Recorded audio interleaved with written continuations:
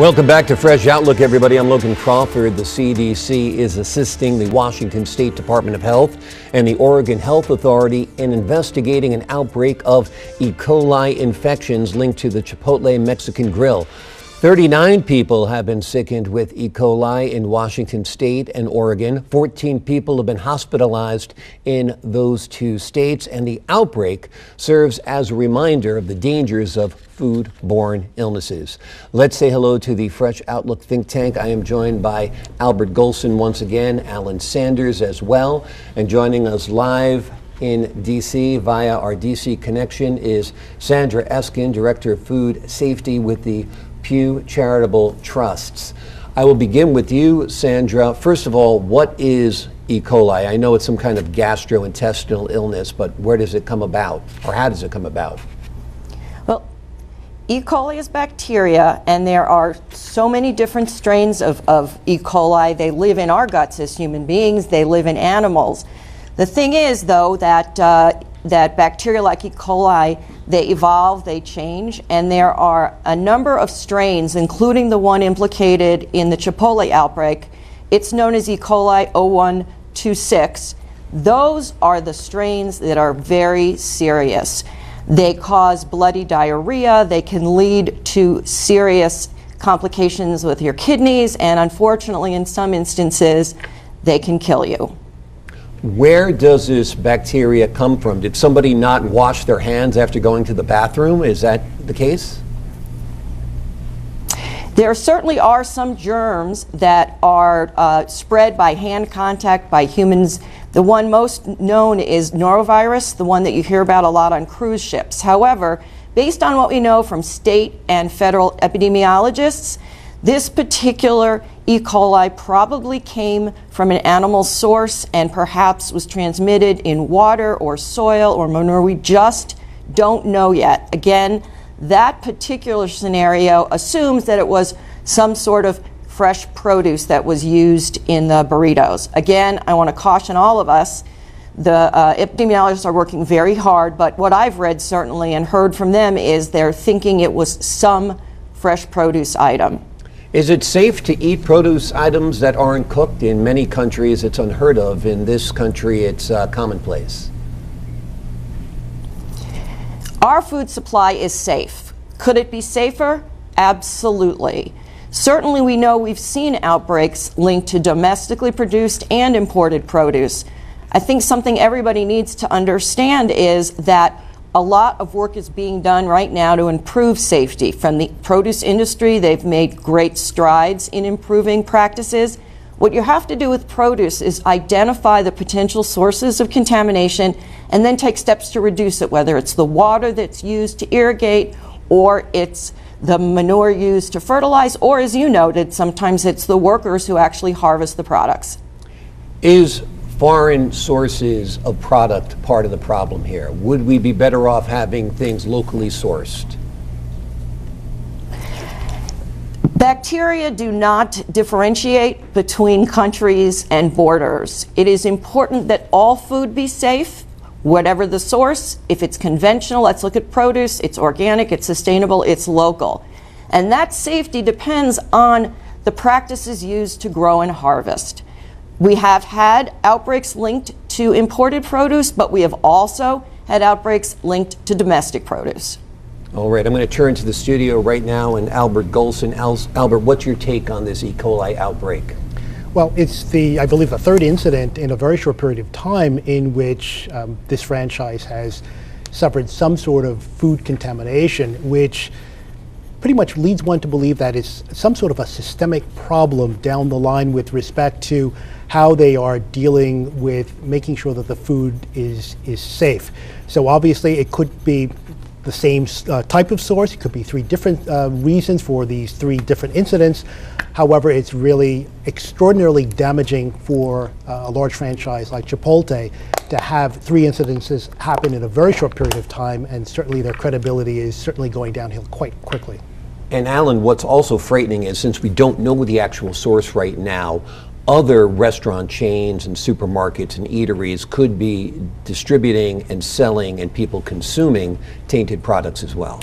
That's right, and there are two basic problems, of course. One is that we have better reporting techniques, so we are learning more about food contamination as it happens.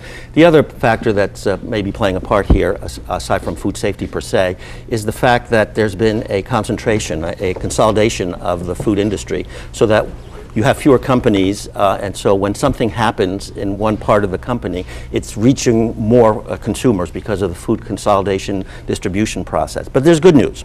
There's good news. The Congress has passed something called the Food Safety Management Act, and some rules are starting to come out of that act. And some of the rules, at least the first few rules that have come out, talk about asking food plants and food companies to develop risk assessment plans. That is to say, not wait till something happens, but take a look at your processes and identify the stages where risk might be high and devise a plan to try and address that before something bad happens. Okay, we're also joined by Thomas Vecchia, a marketing expert with X Factor Selling Systems. Thomas, this is a nightmare, as Alan just said, for Chipotle. Correct. People are going to associate Chipotle now with E. coli, much in the way people associated, I believe it was an E. coli outbreak with Jack in the Box restaurants about a decade ago on the West Coast.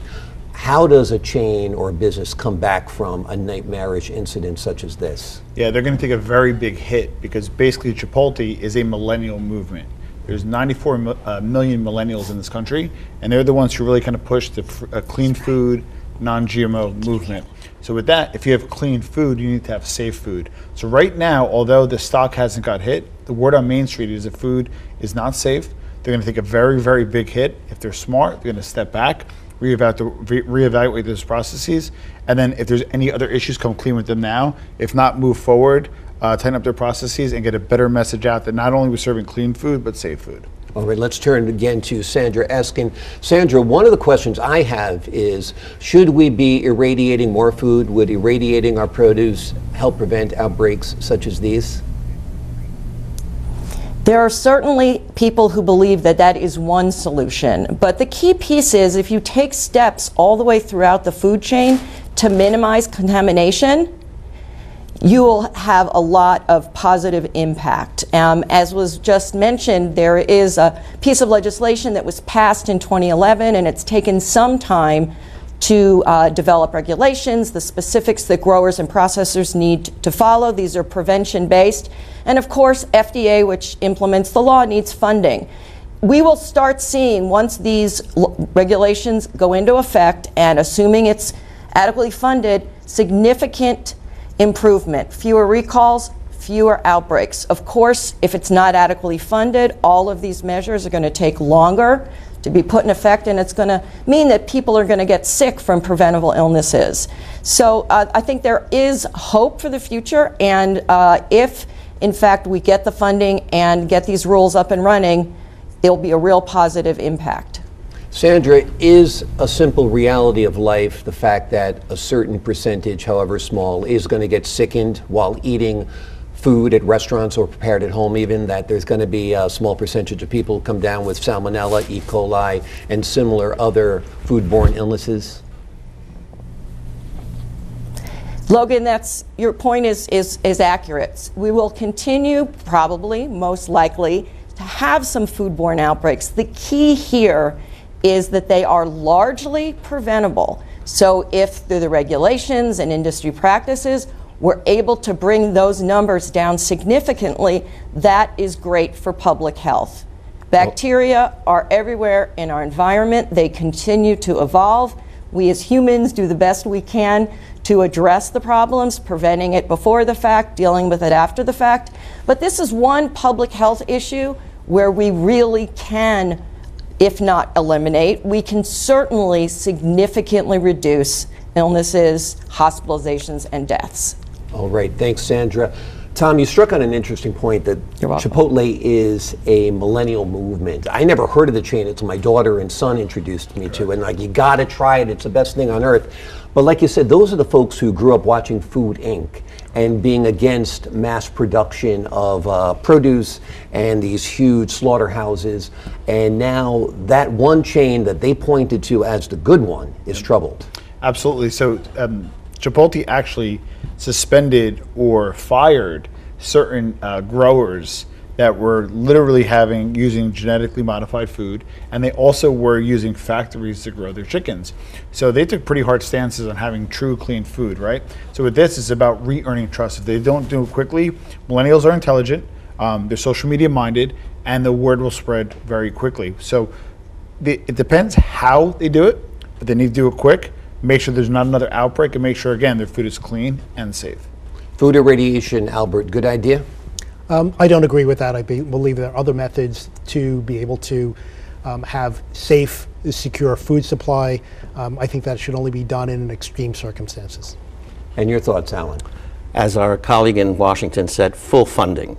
The Obama administration has asked for an increase of $109 million to fund food safety under this new act that we just discussed. The legislation making its way through Congress only provides less than half of that amount.